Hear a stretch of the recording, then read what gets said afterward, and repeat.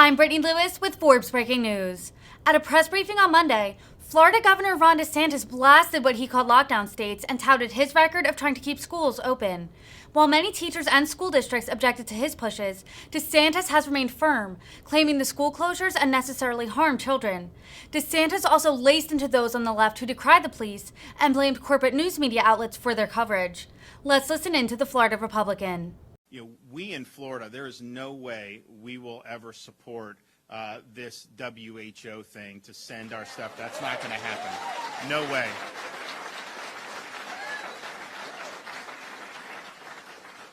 But you saw a lot of these elites advocate very pernicious policies, and part of the reason people want to move here is because we rejected those policies. But they advocated very pernicious policies, including locking kids out of school, and now even Harvard is doing studies showing Florida, there was no increase in the achievement gap between rich, poor, black, white. The lockdown states that kept the kids out of school, you've seen a big increase in the achievement gap. So that's going to linger for years and years and years. And we know that's one of the reasons we do early literacy and we put so much of a focus in Florida, because if you don't read at grade level by third grade, the chance that you drop out of school goes up dramatically. Well, I think you're going to see chronic academic deficiencies in those lockdowns. I mean, it's hard enough to get this right anyways, even under the best circumstances, but in those situations, they really did a lot of damage. And so those folks really failed the country, but they were actually cheerleading people attacking the police and protesting against the police. And so,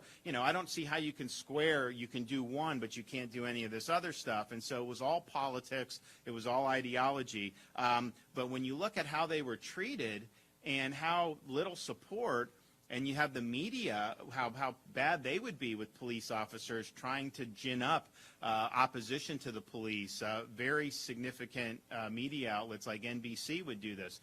So it was really bad. And so it's one of the more difficult times, I think, to have been in law enforcement. And then here we were in Florida. We weren't budging on any of this. We were standing strong. We let people know we supported them. We were not going to allow rioting in Florida. We had the National Guard called out the summer of 2020. I had all my state agencies ready to go. And then we've since signed legislation to combat any type of disorder or rioting, to say, what they do in Portland is you can riot and you get arrested, they take your mugshot, and then you go right back on the street, and they do it again and again and again. And so in Florida we say, we're not playing that game. If you're rioting, you're not getting a slap on the wrist, you're going to jail, and we're going to hold you accountable.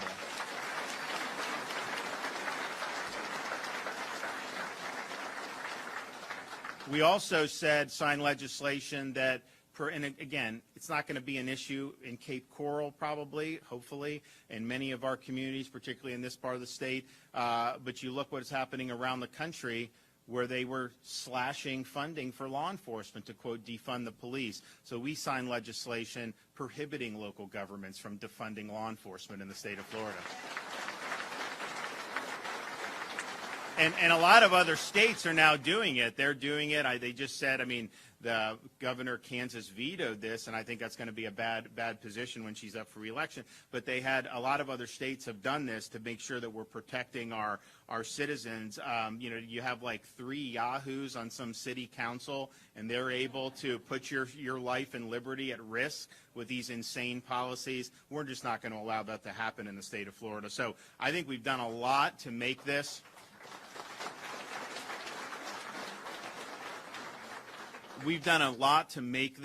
a great place to be for those who are serving our community's needs, and particularly those who were wearing the uniform. And what we did in the bill with the $5,000 bonus, we talk about recruiting the out-of-state because of the morale, but if you're a young person and you choose to go into law enforcement, you're also eligible for that $5,000 signing bonus. So what we're doing is we're showing and saying that this is a valuable vocation for people to do, and I think that that's important as well. Also scholarships for people to go to law enforcement training and a whole bunch of really good stuff. So people know they're going to be good. So they come here.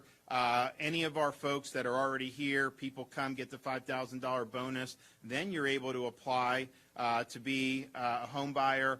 5% or up to $25,000 of mortgage loan amount you can get support from. This will be the highest and most inclusive income eligibility of any of Florida's housing's down payment assistance programs that we've ever had in this state. And it's a revolving loan program, so it's an investment has the potential to serve Floridians for years to come. And to make sure that the program is accessible to every eligible home buyer in Florida, there are over 1,000 loan officers receiving training right now as we speak throughout the state. And Floridians, so the money will not be ready until July 1st when the fiscal year starts, but Floridians can begin applying through their lenders on June 1st. So a month in advance, you can apply as soon as those funds are released with the implementation of next year's budget. Then you're going to be able to do that. And so of the $100 million that we're doing for Hometown Heroes, we're also going to be approving a total of $363 million in workforce housing in this year's budget. And so that's the most we've done in a long, long time. And I think there's going to be a lot of people that are going to be able to benefit from that. So we're going to continue to stand strong for those who support us. I'm really excited about this program. I think it's going to make a difference for Sheriff Marcino's deputies, for the police officers here in Cape Coral and all throughout the state of Florida. So I'm going to thank the legislature for stepping up for this, and I'm excited to be a part of it. So